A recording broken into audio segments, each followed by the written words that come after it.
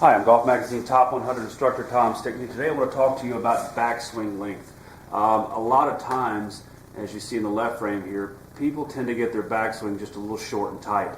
While I'm all for control in the backstroke, the one thing I want to caution you on as we all get older is whenever the backswing starts to get too short, it's very, very difficult to sequence the downstroke effectively, because when you have a backswing that is in this condition right here, and it's short and tight to the extreme, you don't have a lot of time to move the lower body forward, let the hands and arms follow, and then move through the golf ball effectively. What I see a lot of times is the hips will start and the head will fall back because you're just working so hard downstairs to move through it that you just can't catch up with your pivot, and everything kind of is out of sync.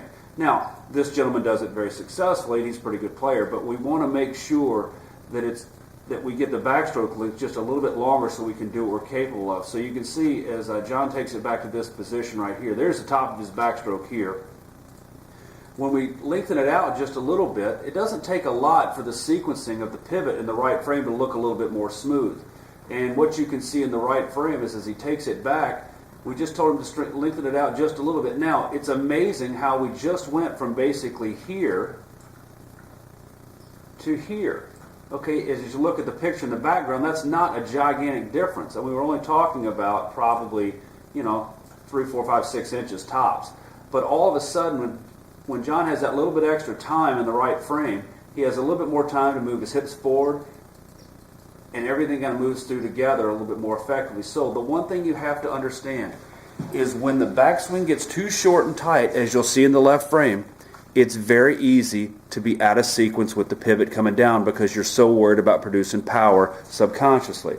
In the right frame, when you have a little bit more time, it's going to be a lot easier for you to sequence the pivot, control your low point, and do what you're capable of. So remember, monitor your backstroke length. While I'm all for short, tight, and on plane, I want to make sure that it's not too short and tight and jerky, as we'll see in the left frame. In the right frame, a little bit longer backswing will really help John to move through the golf ball a lot more effectively.